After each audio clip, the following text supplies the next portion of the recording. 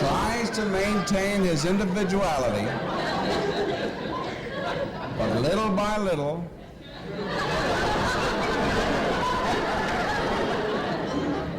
he looks at his watch, but he's really making an excuse for turning just a little bit more to the wall. What is groupthink?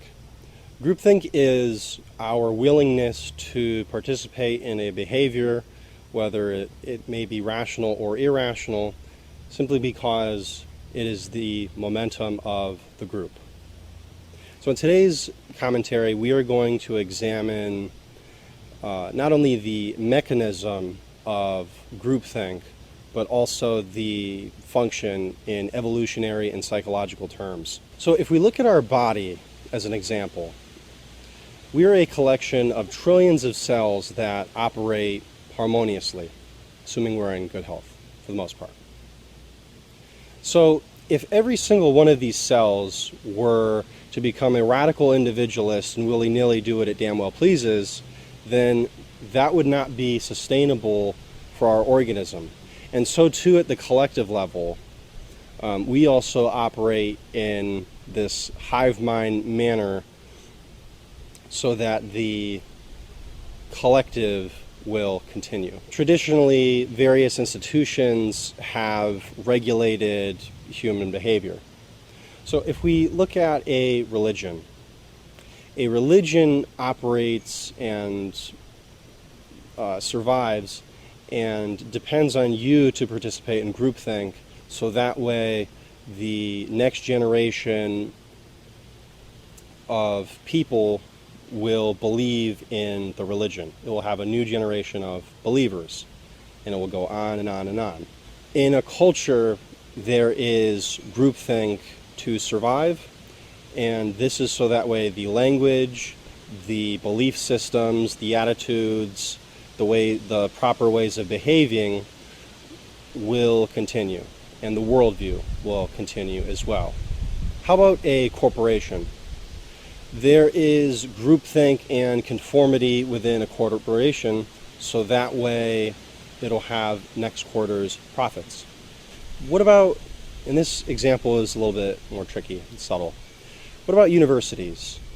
Are universities platforms in which all perspectives and opinions on various issues and addressing issues and philosophies from as many angles as possible truly examined? Is it a true place of intellectual curiosity, or is it a place where there's a bit of groupthink?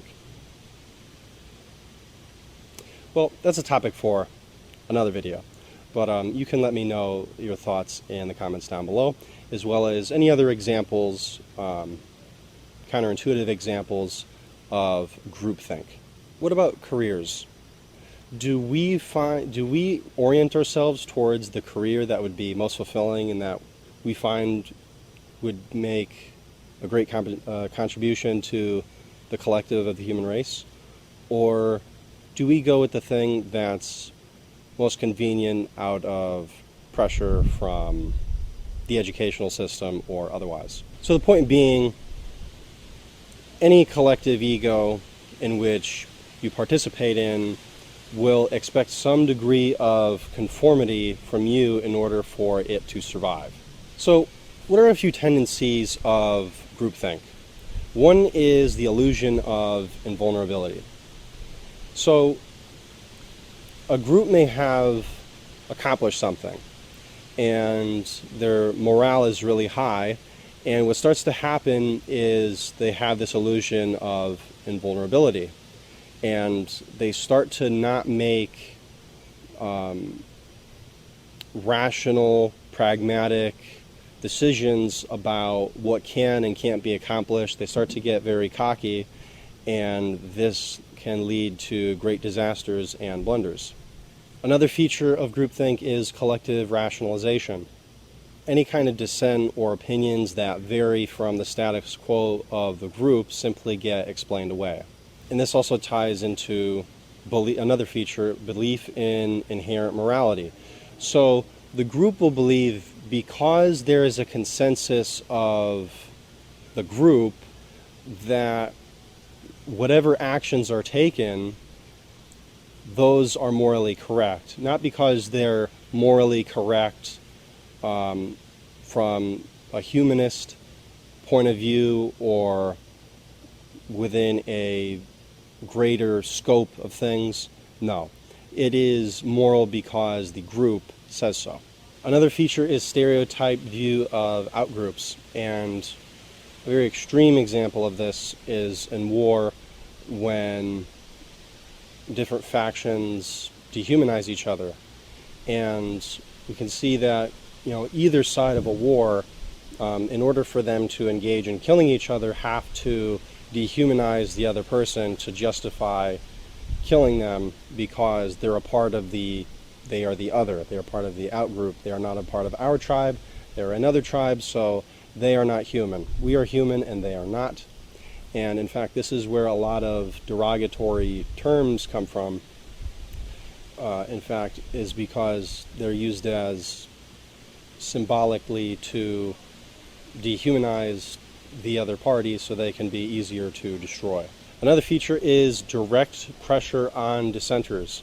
And so people who wish to speak up and not just go with the herd mentality, they too are pressured so that way they can toe the party line. Self-censorship is another feature of groupthink. So in self-censorship, what happens is these people who are intimidated into silence, or maybe they haven't even been intimidated yet, but people don't speak up because that would possibly eliminate the status that they have within the group, and so they don't speak up. And because they don't speak up, there is a consensus due to tacit approval. And finally, we have mind guards. Mind guards are people who appoint themselves to impose that pressure on dissidents, so that way they can have higher status within the group. So, does anything in here sound a bit familiar? Kind of sounds a little bit like cults, which we're actually going to examine in next week's video, which is a really incredibly fun topic. Lots of quacky belief systems and trouble that people get into. So, using the example of our cult that uses or maybe not so hypothetical cult that uses grape juice, fasting and drinking grape juice in order to achieve godhood, we have our guru who's achieved enlightenment with this grape juice cleanse. And so there is a community of people that gather around him. And he gets in a little bit of mischief, our grape juice guru. Our grape juice guru is participating in all sorts of unethical behavior, very questionable, dodgy stuff, maybe a bit of money laundering. People are starting to question whether or not his grape juice method is really the ultimate way of achieving enlightenment. And so there's a collective rationalization within the group. It's just like, oh, you just haven't been doing it long enough. Just wait and you'll see, and you'll be totally enlightened with this grape juice cleanse. Others within the group, they self-censor because they want to position themselves closer to the grape juice guru. They don't question, they just censor themselves, and because they feel this sense of belonging within this grape juice community. And lastly, within the community, there are the mind guards. There are those who are closest to our grape juice guru, and they have taken it upon themselves to enforce pressure on anybody who doubts the methods of the supremely enlightened grape juice guru god. So the worst examples of groupthink are in totalitarian states, whether it be the gulags of the Soviet Union or the concentration camps of the Nazis. And the phrase "just following orders" comes from this groupthink tendency.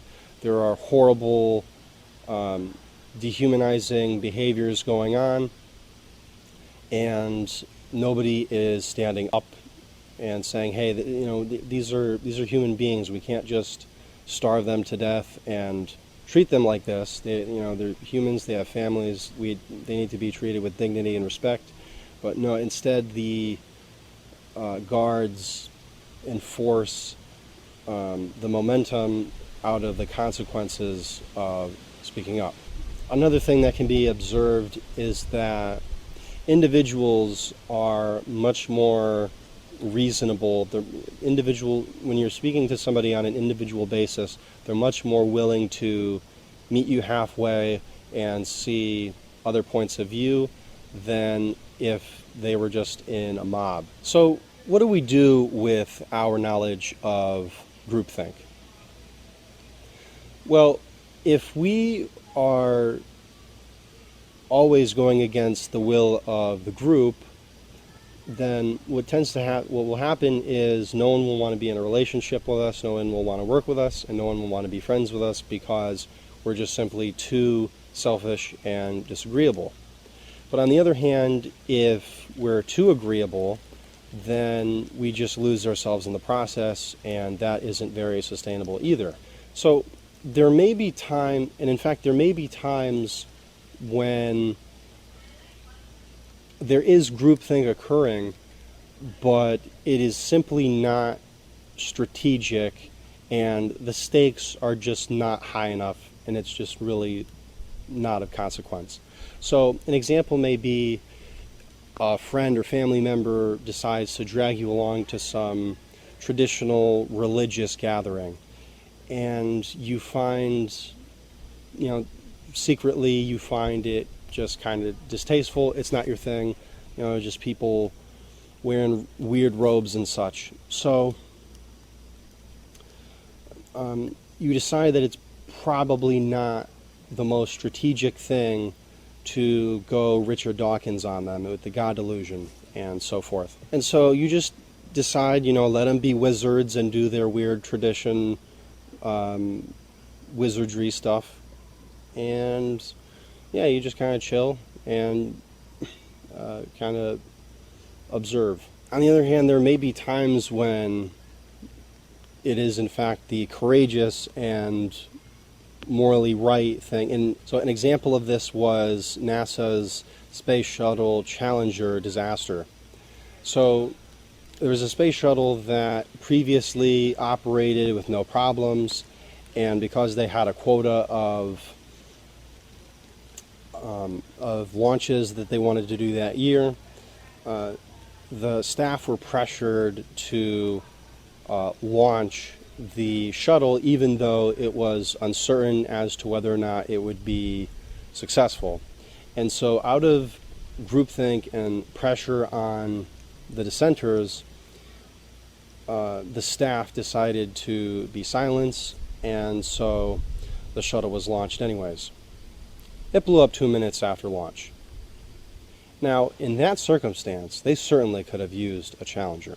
So the key to understanding groupthink and sort of this conformist herd mentality of humans, like anything else, is balance. So there are obviously times when, and probably for the most part, when healthy cooperation is necessary in order to achieve a common goal.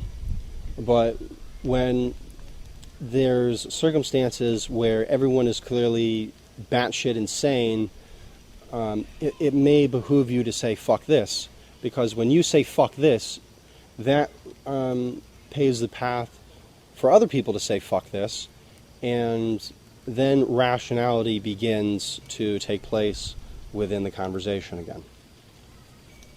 So that was today's episode on groupthink. I hope you found it to be of value. Be sure to like, share, subscribe, all that good stuff. And yeah, I really like making these. I like the direction in which Focus Shift is headed, and I'd love to hear from you in the comments or message our page, anything on social media, stuff like that. I love getting feedback from you guys. Hope you have a glorious week. Peace.